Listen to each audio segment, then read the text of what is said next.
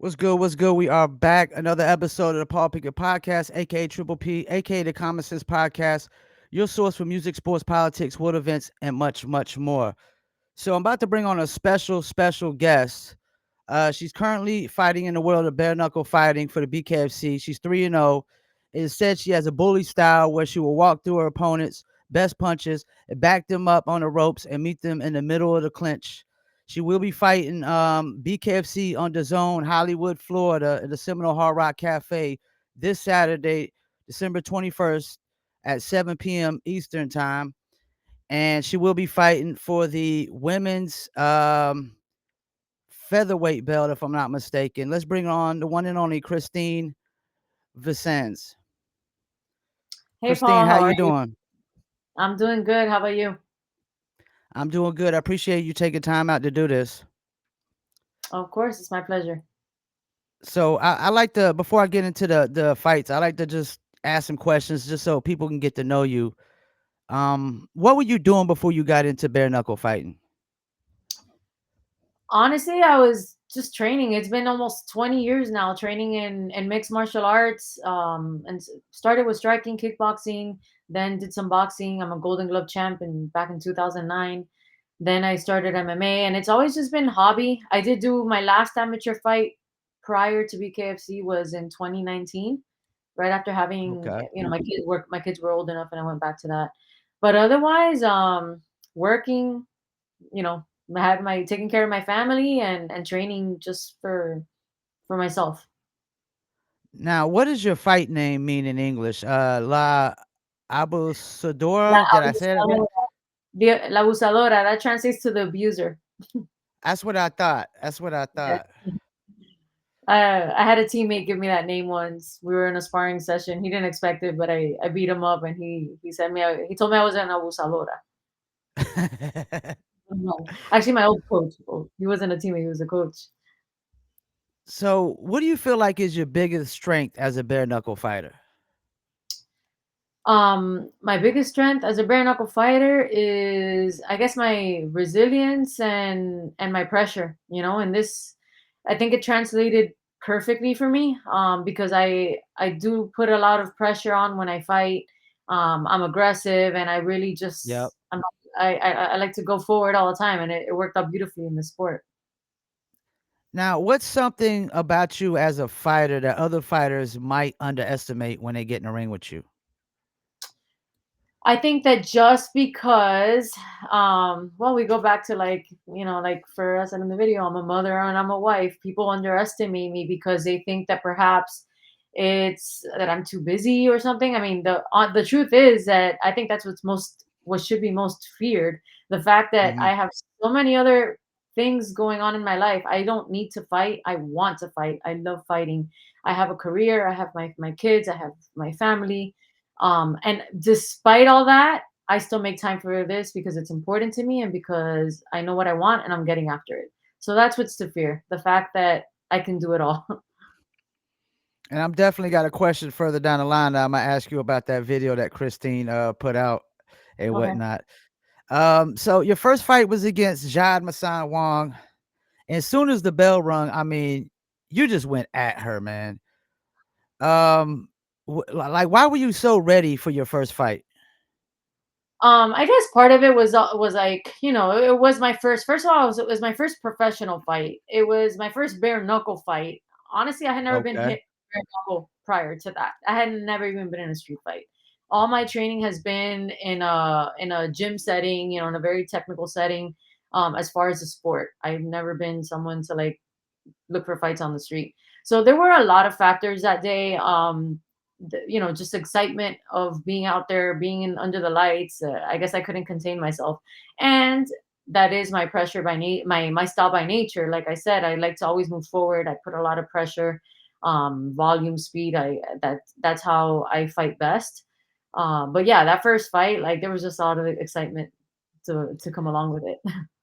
Yeah, I think Jad probably wasn't expecting that, especially being your first fight. Because I see some of these guys and they first fights, they're just not ready, you know. I know. That's why after that I was like, I was made for this. This is the sport that I needed to be in from the beginning. I felt like, it all played out well. My technique was perfect for this. Now, in that fight, did you game plan for that much inside clinching, or did the fight just kinda go that way? I think it just went that way. I do practice a lot of clinch. I do come from an MMA background. It's what I train. So I do practice my clinch. I feel like I'm pretty good at it.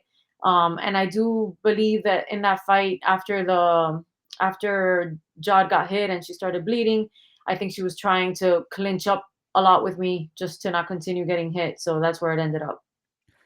Now, was that a punch that hit her, or like, because I think Chris Lytle, kinda assumed it was a headbutt, and I watched it back like 3 or 4 times a day. I mean, I really couldn't tell.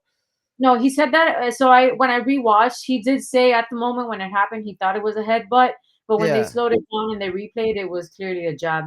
It was the first, I okay. believe it was the first jab that I threw after that, after the bell that hit her right in the middle of the forehead.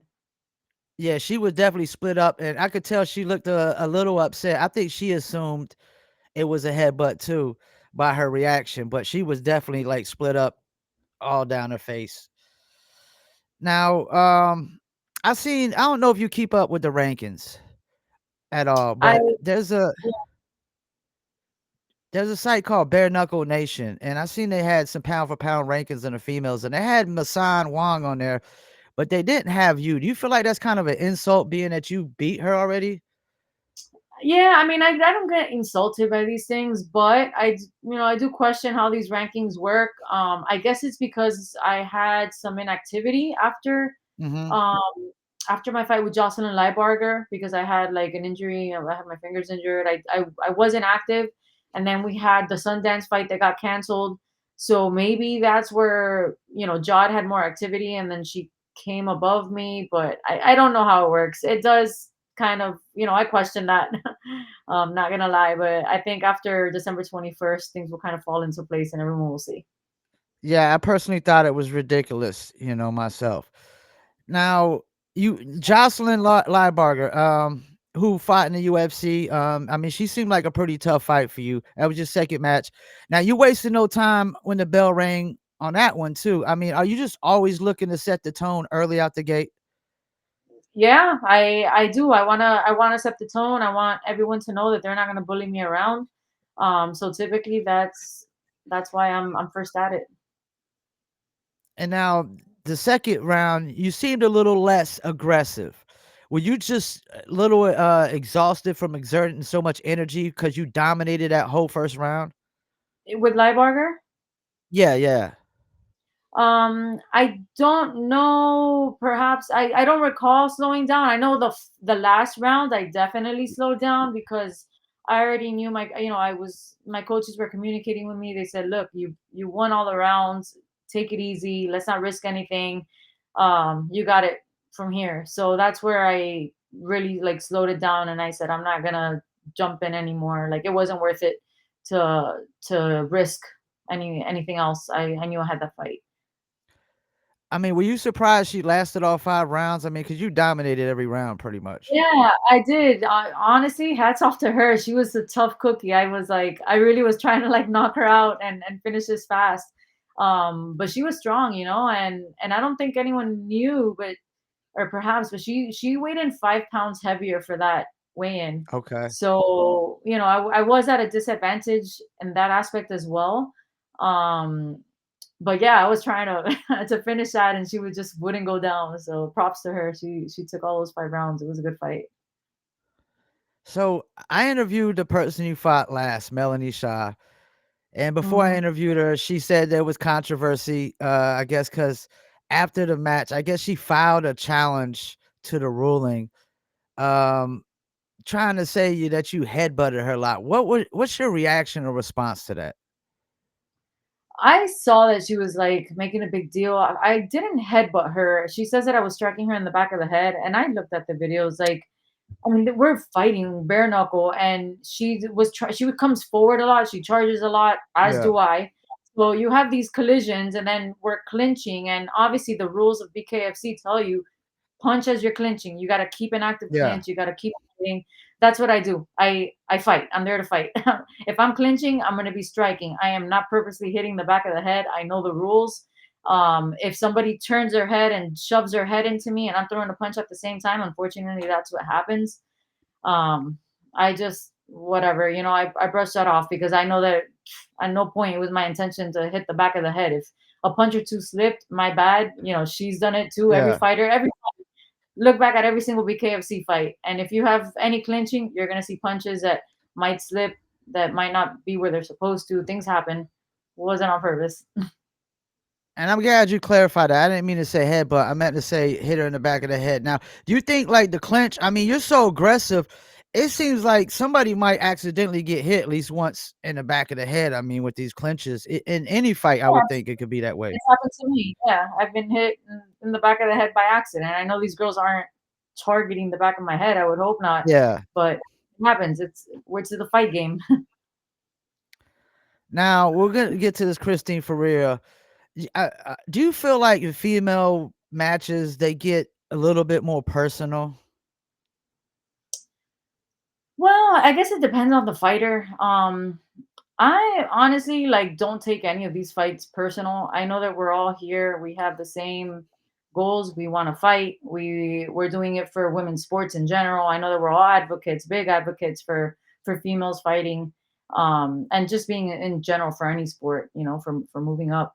But I don't take any of these fights personal. I respect every fighter out there. You're willing to put it all on the line and go into that ring and step into to do this sport. Like, it's a big deal, and props off to everyone that does it.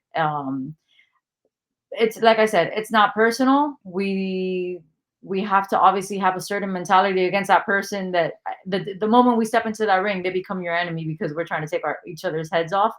But the Exactly. truth is, at the end of the day, there's no animosity or hard feelings. I know it's all to sell the fight. I know it's all to hype us up, I guess, for the event. So you're fighting Christine for the women's flyweight championship. I mean, she's beat Beck Rollins twice, Britton Hart twice. She made Taylor Starlin quit. Ja Masan Wong looked like she didn't even want the belt when she fought her. Why will it be different for you? Man, I feel honestly, I just feel like it's my time and I'm so ready for this. And if there's one thing, I have a lot of faith. And if there's one thing that the Lord tells us in the Bible is do not fear. I have no fear. And I know that this is when God puts this passion in my heart for this sport is because there's a purpose. And I honestly I've been training 19 years now, almost 20 years training, and I feel like everything is just for this one day, December 21st, to get prepare me for this event because I am going to be champion. I turn 40 next year in April, and this to me is just like the highlight of everything. My kids have asked me for this belt. They want to see it. There's so much purpose in me right now, and I'm just ready. I feel like no one else has the resilience, has the motive, has the discipline. I want this so bad. Like I said, I'm sacrificing so much to make this happen. I'm training my butt off and it's my time. I feel it. I know it. That's why it's going to be me. So after watching the highlights of your matches yesterday and the day before, I said to myself, hey, this is probably gonna be Christine's toughest opponent. And other people are echoing that as well. Do you agree with that? Yeah, absolutely. I agree. I think I'm underestimated and I definitely will be her toughest opponent. I've got a lot that I'm bringing into that ring on Saturday. So I saw the post on Jessica the Black Widow Borgia's Facebook page, and she was actually defending you because she didn't really like that she called out about you being a mom. And Borgia also told me to tell you that she's rooting for you. And Oh, so the video, I just want to go over the exact words she said in part of it. She said, "You're a mom, you serve your husband dinner and shit, and you can't hit harder than her." I mean, what would you say to that? yeah, I would say that she's got it all twisted because being a mom, being a wife, being an entrepreneur, and being a fighter, and that is all the reason why I should be feared on Saturday. Man, it's bigger than me. When like I said, I'm doing this for my kids, I'm doing it for my family, I'm doing it for my God. Like there is just something so much bigger than me. I'm not doing this for the fame, I'm not doing this for the money. I'm doing this because, like I said, it's a purpose that I have. It's a passion that I have, and I promised my kids I was going to bring home that belt. So there's no stopping me. The fact that I'm a mom, man, you have no idea what moms have to put up with. The kind of superpowers that we have on a daily basis. So that to me, honestly, like I thought it was funny, and it only got me more of a following because if hey man, we're in the women's division of the sport. Like women, we are mothers, we are wives. This is what we do. Now, Saturday, are you gonna be looking to set the tone early on this one? Or are you gonna try to kind of step back for a second and maybe feel her out? I'm prepared for both. I kind of go, I'll go with it as we get there after the bell rings. Knowing myself, I'm gonna want to set the tone. I don't want her to try to bully me around. I like to be the bully in the ring. So, like I said, I'm prepared for both, but I'm not gonna let her bully me. Now, what's the reaction of like people when you tell them you're a bare knuckle fighter? Yeah, they don't believe me. First, I mean, the comment that 98% of the time is, "Oh my God, your husband must be scared of you. Your husband must must behave pretty well." That's like all the time people are saying that. But yeah, a lot of the times they don't believe me. I kind of have always kept it like hush, but even like just now, some of my clients have started to find out, and they're like, "What? Are you kidding me? Like we talk to you on the phone every day. We see you at the jobs, and you're a fighter." But it's cool. I love it. I love the fact that nobody expects it. Like I said, that I get underestimated a lot of the time. um I guess it's part of my character and my persona. That's we don't have to be tough and like look tough. We don't have to try to scare people away and act like we're all badass. Like we can be humble, we can be mothers, we can be ladylike, and we can still whoop some butt. Now, I noticed with a lot of the females, they seem to be marketed like sexually as well. Do you embrace that or do you kind of try to stay away from that? No, I do try to stay away from that. Like to each its own. I no judgment. I respect everyone for whatever decision they have. Every person's convictions are different. But Mhm. me, I'm trying to just I have a message that I want to put out there, and like I said, that you could be a mother, you could be a wife, you could be ladylike, you could be humble. Like I said, I'm a Christian. I just have these my values that give me these personal convictions that I do not want to be sexualized. I obviously there people have reached out and like have wanted to put me on certain platforms and stuff, and I just out of respect for my husband, for myself, I don't want to do that.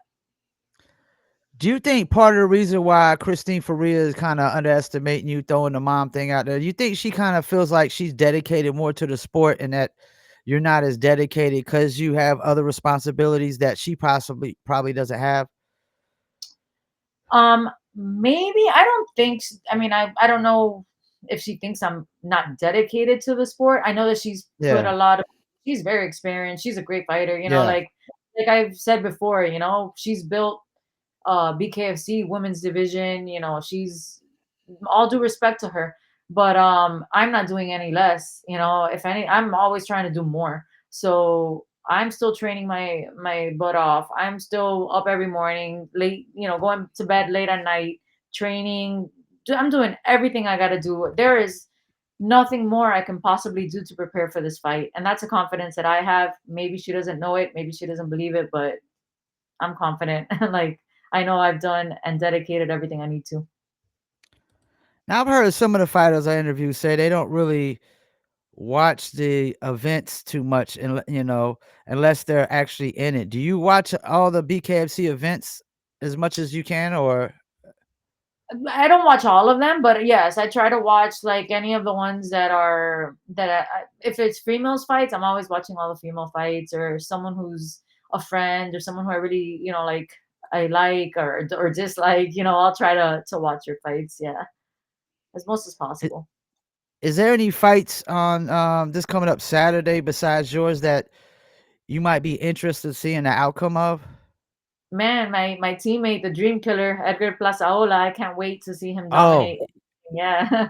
That's your uh, teammate? I didn't know that. Yeah, he's a yeah, really, really yeah, he's nice my coach. guy. I He's my coach actually. Now he's in camp obviously, but when he's not in camp, he's my coach. He's my teammate. He's my friend. We went to church. We go to church together. Our kids are yeah. in the same class. He's like a brother to me. Besides that, man, we have a lot of Cubans representing on this card. We got El Gallo. Yep. Um, yeah, Perdomo? Zambo. Yeah, I'm super excited for all the Latinos and the Cubans that are on this card. So it's a great fight, a Do great you event. think Cubans seem to be like taking over the bare knuckle world? I mean, there's like you said, there's a lot of them just on this one card. Yeah, I think like boxers. Boxing in Cuba is huge. Like, one of my boxing coach is a Cuban Hall of Famer, Jorge Rubio. Like, and I'm training with Cubans all the time at the boxing ring. It's a good sport. I guess I don't know. I don't know exactly why it was such a dominant sport in Cuba, but we're fighters, man. Maybe that's it. With society in Cuba the way it is, it's just that fight, that dog inside of us that we're able to dominate in boxing and bare knuckle even more. Now, let me ask you about Perdomo. Do you think anybody in bare knuckle can beat this guy? Man, I don't know. He's like, I don't know. He's a monster, man. He's Yes. finishing it off like, first round. Like he looks like he's worked hard, like he's working hard and he's strong. I don't know. I don't know who can beat him. I think he's gonna get another win on Saturday. I do too. I think they might need to give him some tougher opponents because he's just making it look so, so easy out there. Now, Yeah. what will winning this belt mean for you? For me, well, so let me tell you, after my first fight with Jod, my kids were too young at that time to go to the fights. Now Mhm. they go to the fights. So the next day I was banged up, I got hit, I was bruised. My kids come to bed and they're like, "Mom, what happened to you?" I was like, "I'm like Quasimodo," was trying to make fun of it. But my little one was like, "Mommy, where's your belt?" Like he wanted to see a medal, a belt, but he kept saying like, "Where's your belt?" And I was like, I don't have a belt, baby. But it just like triggered something inside of me that I was like, I'm very goal oriented. So the second he said that, like the belt, that was like in my head, that was at the top of my list. I knew that I had to bring this home. And like I said, I feel like with every step, honestly, just building up in this journey of BKFC, like there's just been more confirmation from God that this is where He wants me to be and that this is my purpose. Like I said, I've been doing this for 20 years with kind of like Man. no end in sight, like nothing to say, like, oh, I'm going to be UFC. Like that was never, it was always like a hobby. It was just something I did for fun. But now I see exactly what I was made for. And that to me is like when I bring home that belt, it's just gonna be so satisfying because I'll know exactly that like this was my calling, this is what I was supposed to be doing. I'm gonna bring home the belt to my kids, I'm gonna bring it home to my family, to my manager, to my gym. It's just gonna be so rewarding for me. I can't wait. Now, you know, I've watched a lot of sports in my life. Paid attention to some boxing, MMA. Do you feel like BKFC or bare knuckle in general is like one of those sports where when you get this kind of opportunity, you really got to seize it because it's going to be a hard journey back to getting that opportunity again? Yeah, I do.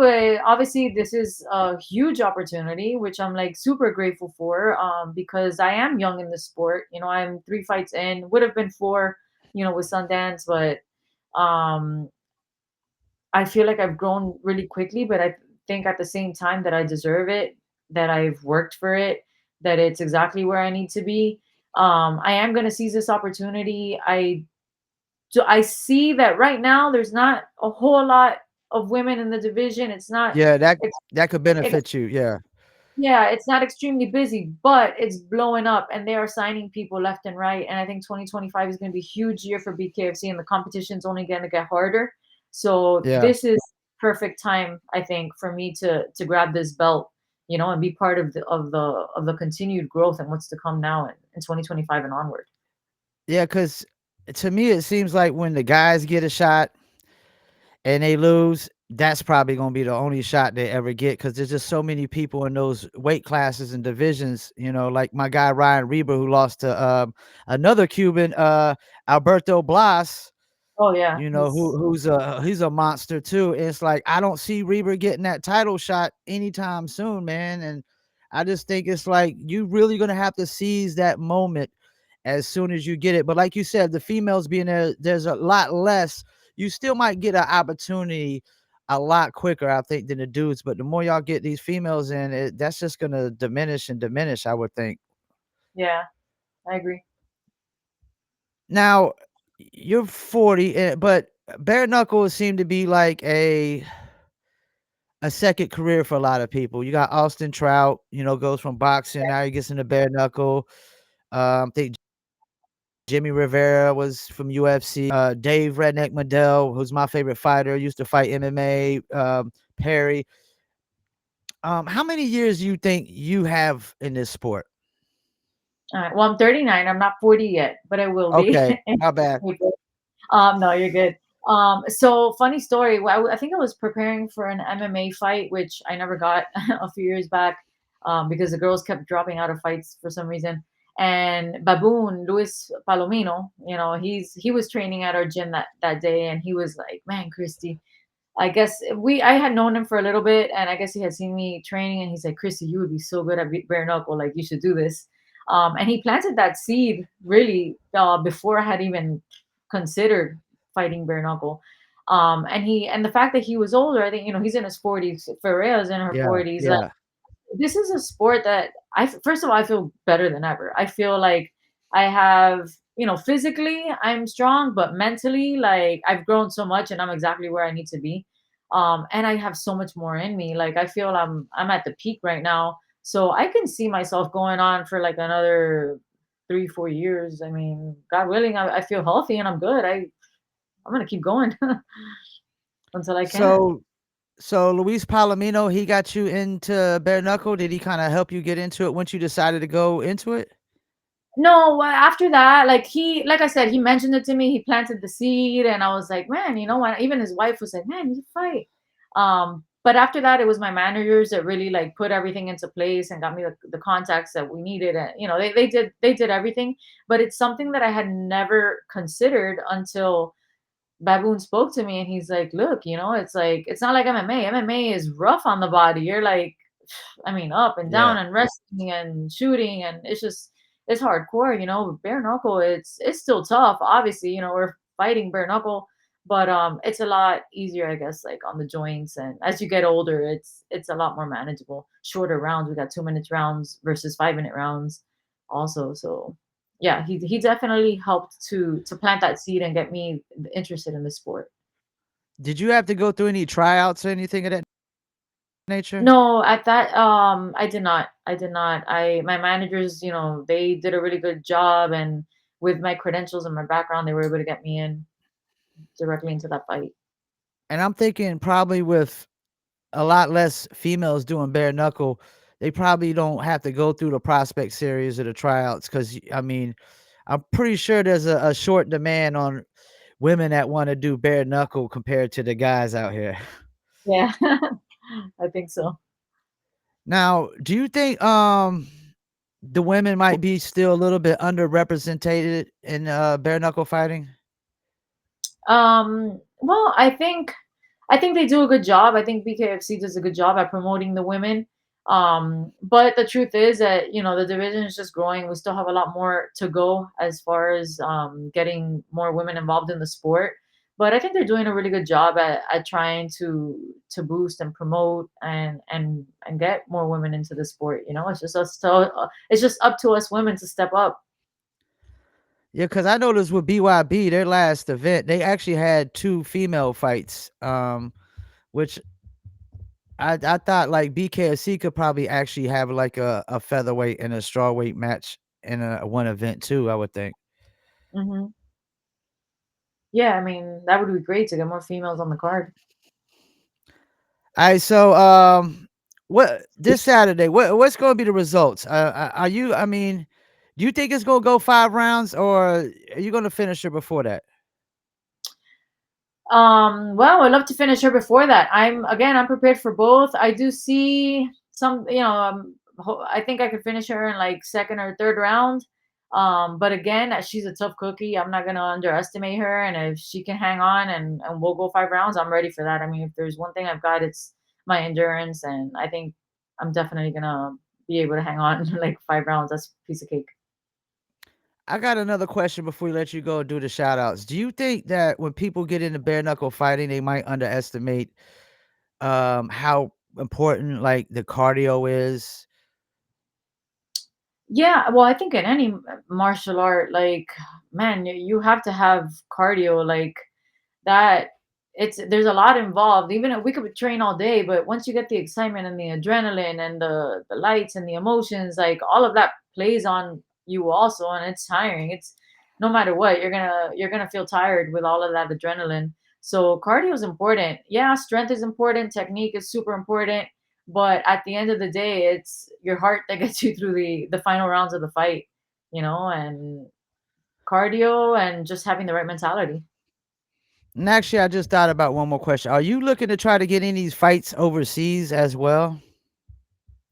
Overseas, I'm not opposed to it. I mean, they sound really exciting. I see there's a lot of big events coming down the line in Italy and whatnot. As long as I can make it work with my family, I have my kids and my business here, and if I can make it work, then yeah, that'd be pretty cool to fight overseas. That's what's up. Well, you're a friend of the show now. Anything you post or do, I'ma definitely support it. I don't really try to take sides in these matches because I started realizing I interview so many different people and then they end up fighting each other. I was like, I really can't have a dog in this fight. I can't really pick sides and whatnot. But before you go, does anybody you'd like to shout out? Yeah, absolutely. First of all, my family, they're the ones that make this happen. Honestly, if it wasn't for them being supportive, I got my manager, El Toro Loco MMA and the Churrasqueria Freestyle Fighting Academy, my gym, Jorge Rubio's my boxing coach. Accurate Insurance are a big sponsor for me, and just to all my fans out there, thank you for the support. And of I course, all appreciate my you. glory goes, I don't want to say this, last but not least, all my glory goes to God. Like at the end of the day, I wouldn't be here without the strength that He gives me. It's the only way I can do it. Well, I appreciate you taking the time out. And as soon as I get off here, I'm gonna start clipping up some clips so we can start promoting you before this fight. And I'm definitely can't wait to see this fight. I definitely think you're gonna be her toughest opponent yet, and I'm really excited, man. And I think right now, man, you probably are my second favorite female fighter in bare knuckle behind Jessica Borgia. Oh, awesome. And she's been super supportive. I've seen it online. So thank you, Jessica. I appreciate you. I'm going to do this for the moms, for all the moms that work so hard that, we're out here working our butts off. Like, I'm not going to let you down. And thank you, Yeah, Paul. I really appreciate you having me on the show. she's a mother. Yeah, anytime, and she's a mother too. So she definitely took some offense to what Christine said about you being a mom. She thought that wasn't too cool. I thought it was kind of a low jab myself, but hopefully you could get some payback this Saturday. Absolutely. All right. Well, All enjoy right. the rest of your day. Thank you, Paul. God bless. Take care. All right. Bye. Bye. Well, there you have it. Christine Vicens will be fighting this Saturday, BKFC on the zone, Hollywood, Florida, the Seminole Hard Rock Cafe against Christine Faria, who is the women's featherweight champion. And I think Christine would definitely be her toughest opponent. I was watching all her highlights the other day, and I could see why they say she's like a bully in the ring. I mean, soon as the bell rings, she's attacking and she stays on the attack. And I haven't seen her really back down from anybody. And she doesn't look like she's gonna quit like some of these fighters I've seen quit. And I ain't gonna call them out by names, but y'all know who y'all are. Once again, thank you for tuning in. Another episode of the Paul Pickett Podcast. Peace, and I'm out.